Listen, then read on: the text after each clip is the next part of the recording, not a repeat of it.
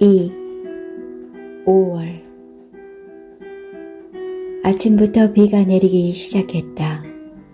멈출 것 같지는 않다. 이 비구름을 몰고 온 한랭전선의 끝은 도보 해협을 넘어 영국까지 뻗어 있는 모양이다. 유럽 전역이 비구름에 쌓여 있다. 기후를 이야깃거리로 삼기 좋아하는 이 거리의 노인들에게 시는 좋은 화제를 제공해 준 것이다. 오늘은 길가 여기저기서 해가 저물 때까지 하늘을 올려다보며 이야기를 나누는 그들의 모습을 볼 수 있을 것이다. 침대에서 빠져나와 창을 열자 물이 불어난 아르노강의 암녹색 표면이 드러났다. 짙은 녹색으로 우아하게 흐르는 평소의 모습이 아니다. 빗방울이 떨어져 여기저기 둥근 무늬를 그려내고 있다. 또 비야? 매미의 커다란 눈이 이쪽을 바라보고 있다. 그녀와 나는 벌거숭이다. 어젯밤 한 몸이 되었다. 그대로 잠들어 버렸다. 아, 당분간 내릴 것 같아. 매미는 반쯤 몸을 일으키고 싫어하고 속삭였다. 이 거리에 비는 어울리지 않아. 밀라노 쪽에나 내리면 될 것을. 내 뒤쪽으로 다가와 껴안는다. 풍성한 가슴과 내 등 사이에 그녀의 딱딱한 머리카락을 느낀다. 그녀의 파도치는 흑발은 어머니의 유산일 것이다. 커다란 갈색 눈동자도 우뚝 솟은 콧날도 동양인 얼굴의 나와는 다르다. 누가 어떻게 보나 이탈리아인의 얼굴이다. 5월은 정말 싫어. 매미는 내 귓볼을 손가락으로 매만진다. 5월을 이탈리아어로 뭐라고 해? 귓볼에 입술을 갖다 대고 속삭였다. 마기오. 맞아, 마기오였어. 매미는 이탈리아인의 피를 이어받았지만 이탈리아 말을 전혀 못한다. 어릴 적에 어머니와 이혼한 이탈리아인 아버지가 늘 마음에 걸린다고 했다. 아버지에 대해 물으면 갑자기 우물해지고 만다. 휴학기를 내고 이탈리아에 온 것도 졸업 후 취직해버리면 반쪽 조국이나마 한번 찾아보기도 어려울 것 같아서 라고 했지만 사실은 아버지를 한번 보고 싶어 온 게 아닐까. 매미는 이탈리아어가 그렇게도 어렵니? 5월이란 말도 모른다니 정말 배우고 싶은 마음이 있는 거야? 그럴 수도 있잖아. 누구든 깜빡하는 것. 글쎄, 학교에도 가지 않고 다른 일본인 관광객들처럼 쇼핑만 하잖니. 매미는 겨드랑이 밑으로 손을 넣어 나를 꽉 쥐었다. 간지러워 웃으면서 뒤를 돌아보자 매미는 부르퉁한 표정으로 내 팔에 기대어 온다. 괜찮아. 말은 몰라도 상관없어. 이 나라를 본 것만으로 만족해. 매미는 애절한 눈으로 나를 올려다보았다. 머리카락에 가린 갈색 눈동자에 내 얼굴이 비치고 있다. 나는 그녀의 왼쪽 눈에 입을 맞췄다. 오른쪽 눈에만 쌍꺼풀이 졌다. 그녀가 싫어하는 왼쪽 눈을 나는 더 좋아한다.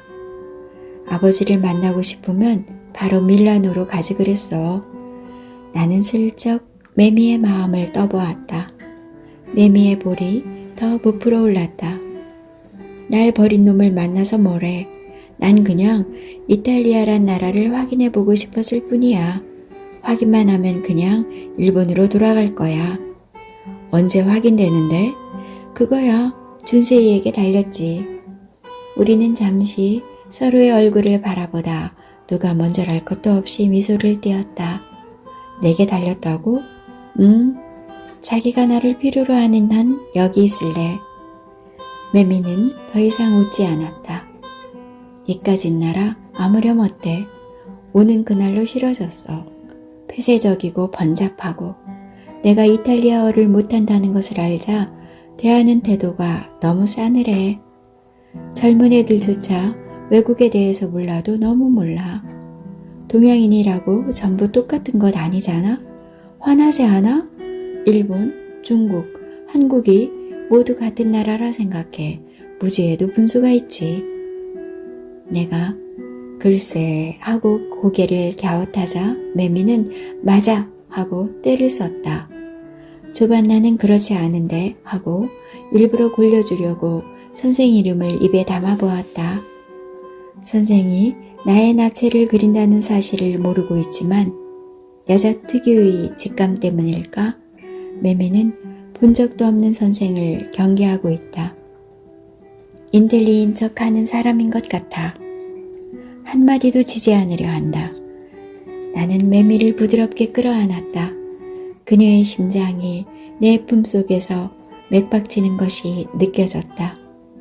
제멋대로 흥분하고 가볍게 이성을 잃어버리는 매미의 성격이 옛날의 나와 비슷하다는 생각을 하면서 나는 빙긋 웃었다.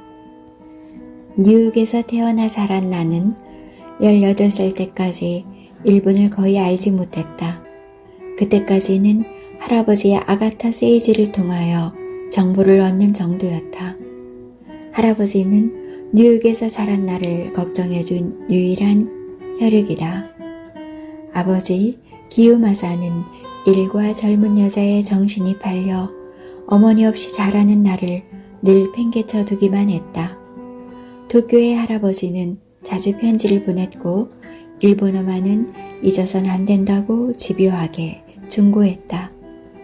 아무도 나에게 관심을 보여주지 않는다고 생각하며 자란 나는 그런 할아버지의 충고가 너무 기뻤다. 내가 대학에서 일본 문학을 전공한 것도 할아버지의 그런 충고와 관련이 깊다. 매미와 나는 대조적이다. 일본에서 매미는 그 화사한 겉모습 때문에 외국인 취급을 받아야 했다. 이탈리아어도 영어도 모른다는 걸 알고 친구들은 한결같이 이상하게 생각했다. 그녀의 어학에 대한 알레르기는 거기서 시작된 것이다. 오늘이 며칠이지? 창문을 닫으면서 물었다. 매미는 내 등에 입을 맞춘 다음 25일 하고 말했다. 25일? 나는 도쿄의 5월을 떠올렸다. 나는 도쿄의 5월을 좋아한다. 매화와 벚꽃이 활짝 피는 3월이나 4월보다도 싱그런 새잎이 무성한 5월이 더 좋다. 어디를 보나 똑같은 무기물적인 거리에서 푸른 가로수의 싱그런 호흡은 도쿄에서 이방인 생활을 하는 나에게는 구원의 녹음이었다. 입학기의 혼란도 지나고 생활의 안정을 찾으면서 도쿄를 차분하게 관찰할 수 있게 된 것도 5월의 일이다. 그렇게 낯설고 정들지 않던 도쿄의 5월은 특별한 시간으로 내 기억 속에 새겨져 있다. 내가 살던 낡은 집의 창을 열면 한예기 공원의 녹음이 한눈에 보인다. 그곳은 예전에 할아버지가 쓰던 작업장인데 낡았지만 천장도 높은 게 내 마음에 꼭 들었다. 창고 같은 구석방에는 할아버지의 작품이 오래된 것부터 새로운 것까지 가득 쌓여 있었다. 처음에 할아버지는 도쿄에 익숙지 못한 내가 걱정스러운지 미다카에 있는 자신의 집에서 통학하라고 설득했다. 그러나 속박받기 싫어서 나는 거절했다. 그렇다면 지금은 사용하지 않는 작업실이 있으니 거기서 살라고 하면서 무작정 할아버지는 나를 우메가오카의 연립주택에 밀어넣었던 것이다. 이국 땅의 마천루 한가운데서 자란 내게 그 오다큐 철로 연변의 한적한 주택지는 최초의 도쿄 체험이었다. 때로 할아버지 몰래 옛날 작품을 꺼내보며 나름대로 비평도 하면서 놀기도 했다. 할아버지 작품 가운데서 중남미를 방랑하면서 그린 목판화가 가장 마음에 들었다. 그것을 발견했을 때 나는 얼마나 놀랐는지 모른다. 60년대의 팝아트 영향이 엿보이는 일련의 목판화들은 거리 전체를 그리는 것이 아니라 오래된 집이나 무너져 내린 벽 또는 도로 표지 등을 공간에서 돌출시켜 그것만 집중적으로 묘사하는 것이었다. 추상적인 세계에 치밀하게 묘사된 현실, 넘쳐나는 그 리얼리티를 통해 나는 여행의 매력과 상상력의 가능성을 배웠다.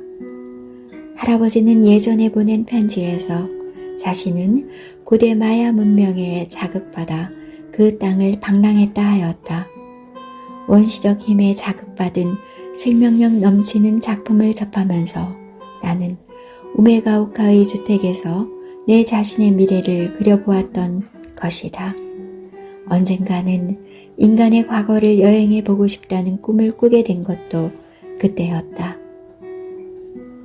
아침 겸 점심을 먹은 다음 매미는 아르노강이 보이는 자신의 방으로 돌아가고 나는 공방으로 향했다. 공방은 걸어서 5분 정도 떨어진 백기호 다리 곁에 위치해 있다. 커다란 성문 곁에 작업실로 통하는 작은 문이 있고 거기를 지나면 10편 정도의 좁은 안마당이 나온다.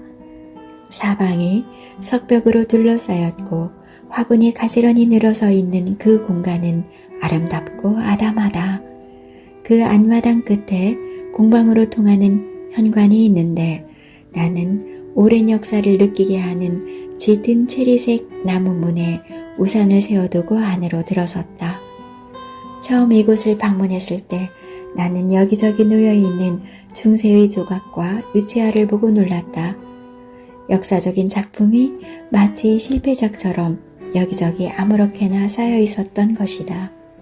처음에는 연습용이라 생각했지만 그렇지 않았다.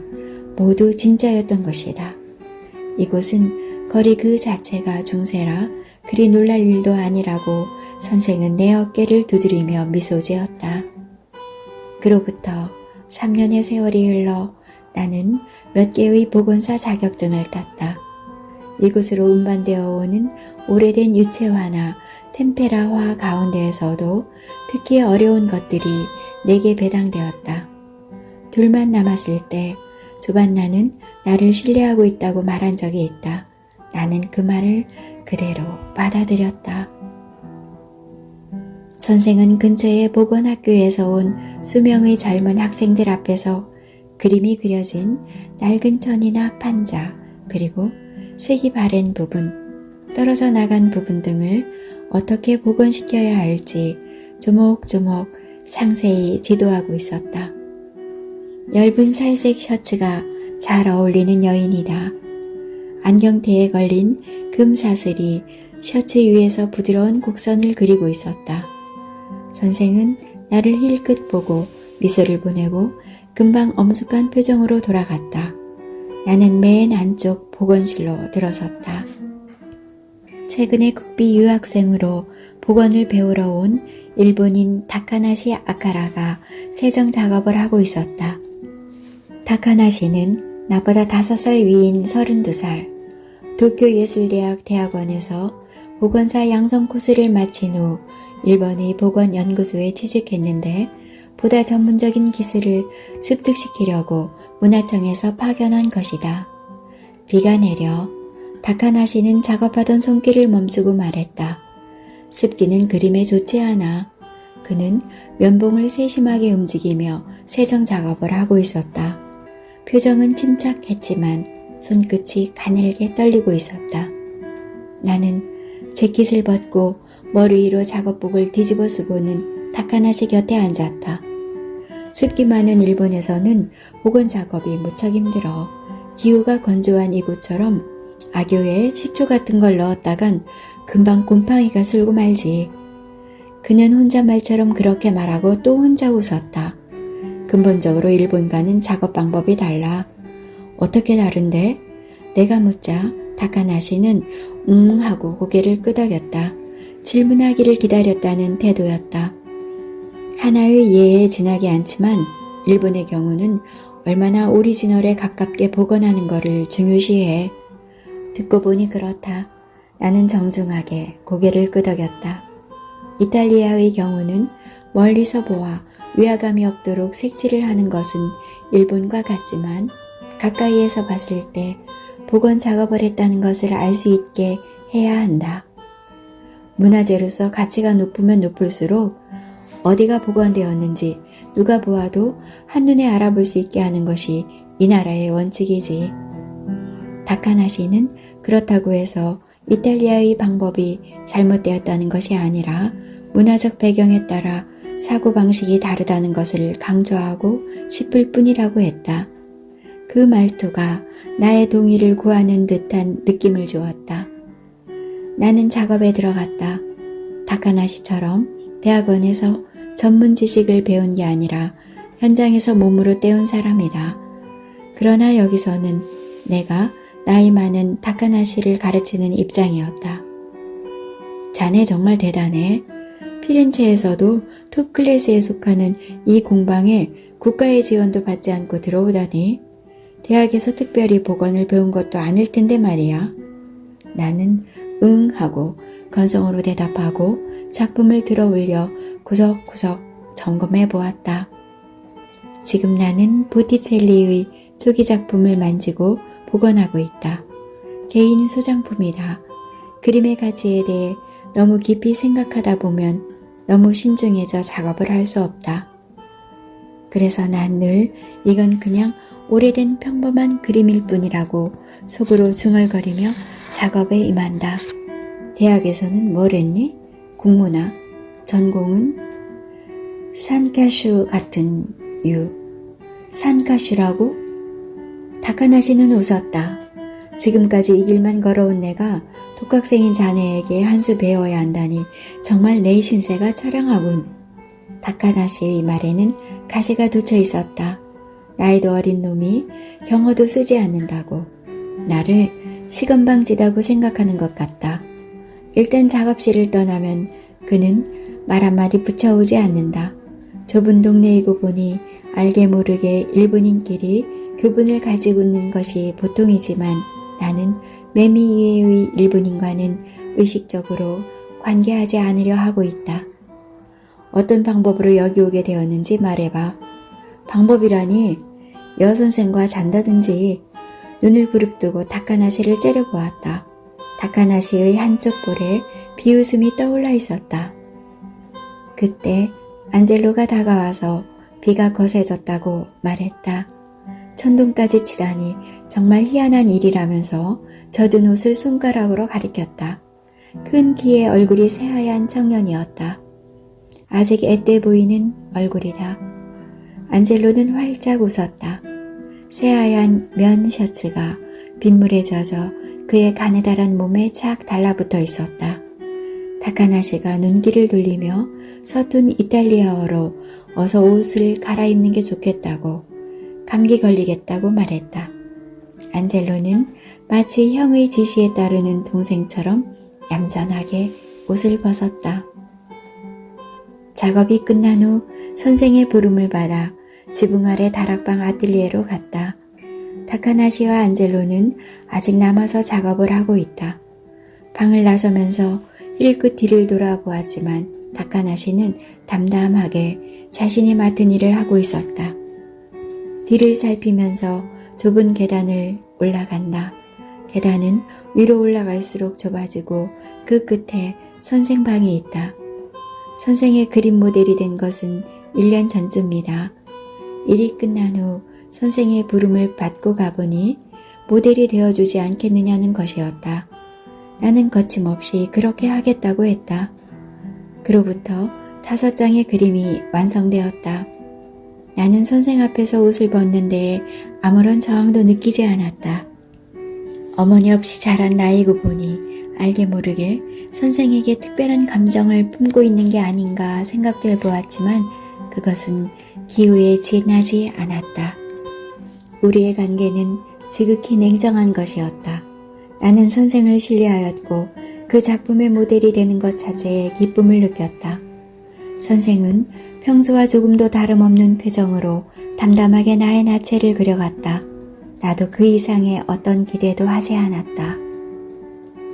모델을 할 때면 나는 어머니에 대해 많이 생각했다. 과연 어떤 사람일까?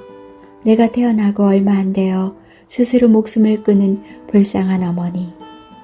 나를 남겨두고 죽음을 선택할 수밖에 없었던 무너진 그녀의 마음에 대해 문득 조반나 같은 사람이 아니었을까 하는 생각이 들 때가 있다. 그렇게 추측하는 근거가 있었다. 아버지는 어머니에 대해 별로 이야기하지 않았지만 세이지 할아버지는 어머니가 그림쟁이였다는 것을 알려주었다. 물론 편지 속에 한두 행에 지나지 않는 글이었다.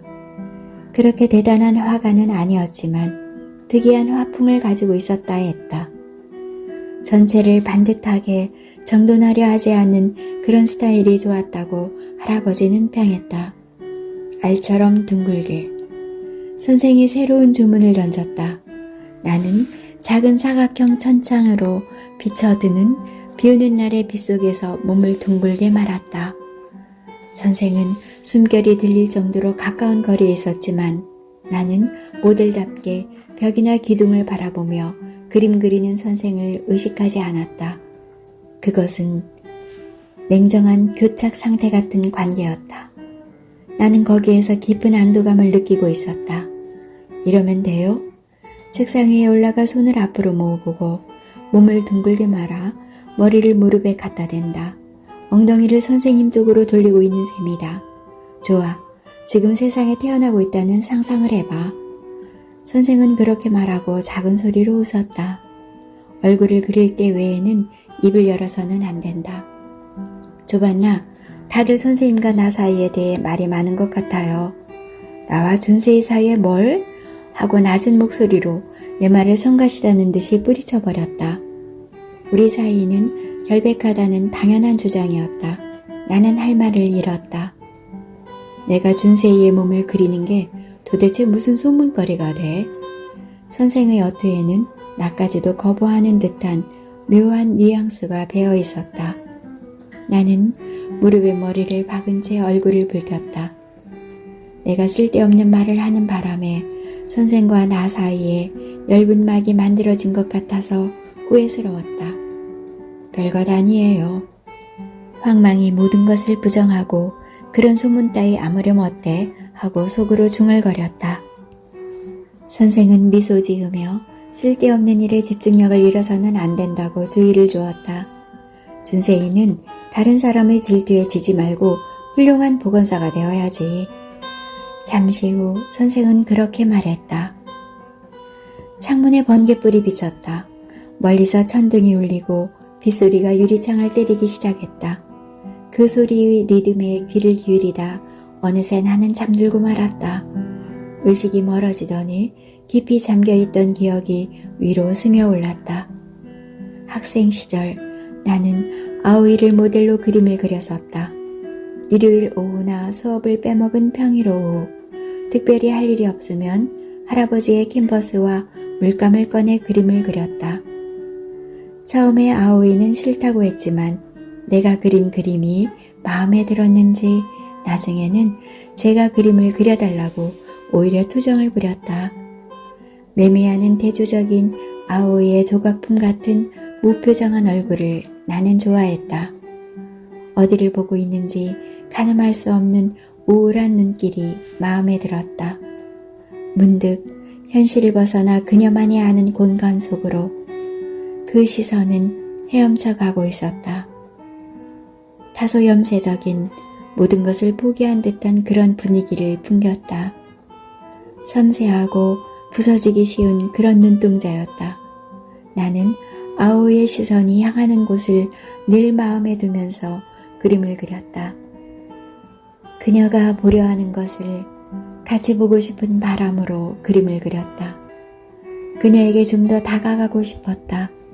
그러나 그녀는 가까이 가면 갈수록 점점 더 멀어지는 물 같은 여자였다. 공방을 나서자 이미 비는 그쳐 있었다. 우산을 든 채 나는 혼자서 아르노 강변을 걸었다.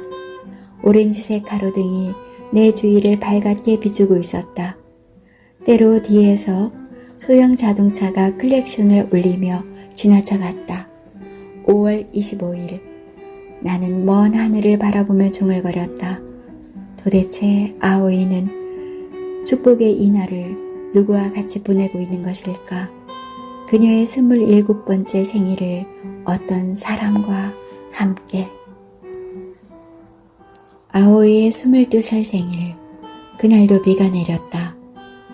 우리는 70주년 기념 강당 곁의 콘크리트 계단에서 만나기로 했었다. 그곳은 우리가 즐겨 만나는 장소였다. 대학 오케스트라에 소속된 학생들이 지하실로 이어지는 계단에 걸터 앉아 첼로 연습을 하고 있다. 낮고 우아한 울림은 반지하 콘크리트 벽에 부딪혀 기분 좋게 울려 퍼지고 있었다. 비를 피하면서 하필이면 이렇게 좋은 생일날 비가 오다니 하고 말하자 아오이는 괜찮아 하고 가냘프게 웃었다.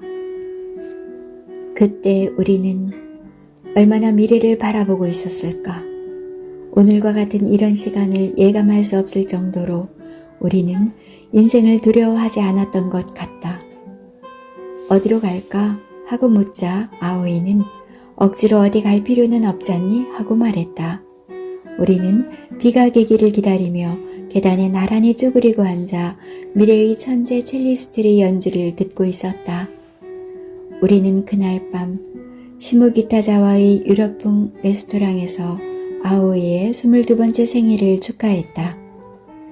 그러나 내 머릿속에는 저 70주년 기념 강당에서 들었던 첼로 소리가 성가신 가게 분위기나 올리브 기름이 듬뿍 든 맛있는 음식보다 더 강하게 남아있었다. 빗소리와 첼로 소리, 곁에는 아오이가 있고 난 그녀의 손을 꼭 잡고 있었다. 그때 첼리스트 청년들이 연주하던 곡의 제목은 기억나지 않는다. 클래식 음악, 특히 오페라를 좋아하던 아오이는 그 곡명을 알고 있었다. 그러나 나는 모르는 곡이었다. 사람이란 살아온 날들의 모든 것을 기억할 수는 없지만 소중한 것은 절대로 잊지 않는다고 난 믿고 있다.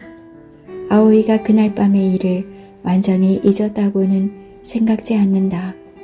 다시는 그녀를 만날 수 없을지 모른다 해도. 밤. 나는 매미의 방에서 그녀의 룸메이트인 한국인 인수를 소개받았다. 성격이 밝은 인수는 매미와 랭귀지 스쿨 동기생이었지만 이탈리아어 실력은 매미에 비할 바가 아니었다. 인수와 이탈리아어로 이야기를 나눴다. 인수와 매미는 인수의 서툰 일본어와 매미의 서툰 영어로 겨우 대화를 나누고 있다 한다. 매미는 나와 인수가 이탈리아어로 친숙하게 이야기를 나누는 게 재미없었던 모양인지 도중에 텔레비전을 켜더니 어느새 잠들어 버렸다. 그곳은 랭귀지 스쿨에서 소개한 학생 전문 아파트로 방 3개의 식당과 목욕탕은 공용이었다. 다른 방에는 일본인 남자가 살고 있었지만 얼굴을 본 적이 없다. 정말 대단한 뷰였어. 인수가 창 쪽을 바라보며 말했다. 벌써 개고 말았어. 하고 나는 말했다. 매미, 이쪽으로 와. 같이 차나 마셔. 그렇게 말하자 매미는 그렇지 하고 중얼거렸을 뿐이다. 이탈리아판 가요 프로그램이 흘러나오고 있었다. 단발의 록싱어가 화면 속에서 땀을 뻘뻘 흘리며 노래를 부르고 있었다. 일본의 포크송과 비슷했다. 이탈리아 노래는 어딘가 일본의 선율과 닮았다고 일전에 매미가 말한 적이 있다. 듣고 보니 그런 것도 같았다. 오늘은 어떻게 보냈어? 인수는 묻고 나는 미소 지었다. 오늘을 돌이켜보려는 내 귀에 그리운 그 옛날의 첼로 선율이 은은히 들려왔다. 한순간 선명하게 들려오던 그 선율은 이탈리아 팝송 때문에 사라져버렸다. 어제와 똑같은 하루였죠. 내가 그렇게 말하자 인수는 그 말을 입속으로 우물거리며 따라한다. 어제와 똑같은 하루였죠. 이상한 울림으로 다가온다. 우리는 언제든 어제로 돌아갈 수 있을 것 같지만 절대로 돌아갈 수 없다. 어제는 조금 전이지만 내일은 영원히 오늘 뻗칠 수 없는 저편에 있다. 우리 파티나 할까? 내가 웃음 띤 얼굴로 인수와 매미를 향해 말했다. 세 사람은 처음으로 의견의 일치를 보고 재빨리 준비에 들어갔다. 그런데 이건 무슨 파티? 인수가 서툰 일본어로 매미와 나를 향해 물었다. 나는 냉장고를 뒤지면서 오늘은 옛 애인의 생일이야 하고 빠르게 이탈리아어로 말했다. 매미는 엣? 뭐라고? 하고 되물었지만 인수는 씁쓸한 미소를 떠올렸을 뿐 아무 말도 하지 않았다.